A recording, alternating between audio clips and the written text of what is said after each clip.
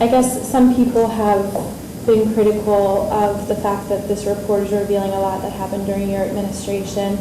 And when you hear examples of officers telling a young man, pulling a young man's pants down in front of his girlfriend and for the whole street to see, or a woman getting a really horrific experience, search after being pulled over with a broken tail light, I think, some members of the community that we have heard from, say that you should be embarrassed. Are you embarrassed, or? That behavior does not reflect my values. Mm-hmm. And the course that the police department was on does not reflect my priorities and my values as a public servant. Mm-hmm. That's why I've been working so hard for better. Mm-hmm. You're put in a very challenging position as an elected official when you want to tackle big things and when you want to tackle difficult challenges.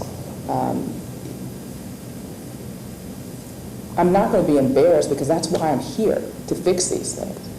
I'm not going to be embarrassed because I never suggested that we had a perfect department, whether it's the police department or DPW. Never suggested once. I know that there are challenges across the administration, and when problems erupt, I'm going to be committed to fighting them. What I know is, as an elected official, that makes you vulnerable to criticism, but I'm not going to do what the alternative is, which is to sweep it under the rug, because that's not why I was called to public service. Mm-hmm. I was called to public service to leave our city in a better condition than the way I found it. And whether it's dealing with the structural budget deficit, whether it's dealing with the pension, whether it's dealing with school construction, whether it's dealing with police reform, that's what I'm doing. And if I make myself vulnerable to criticism by doing that, I'll take it every single day, because I know I sleep very well at night, and I look myself in the mirror in the morning knowing that I kept that promise that I made to myself to make Baltimore better.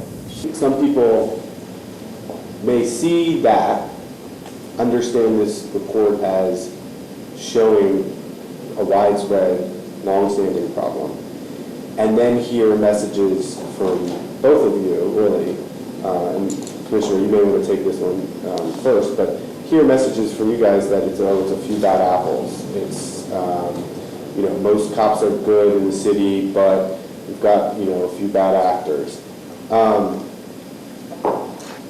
Is that a line that you need to toe to keep the union happy and to keep people in Baltimore happy? I've never been focused on keeping any special interest group happy. I firmly believe that the vast majority of Baltimore police officers come to work every day and consistently do the right thing. So within that 163-page report, Kevin, are some egregious examples of behaviors that are unacceptable to the community, to the mayor, to me, to the police department.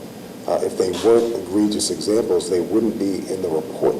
So when the report talks about discriminatory policing, when it talks about racism and sexism and bias-based policing, it's pointing out what's wrong within the organization. You're not going to see within the 163-page report all that's right within the organization. That's not what DOJ is here for.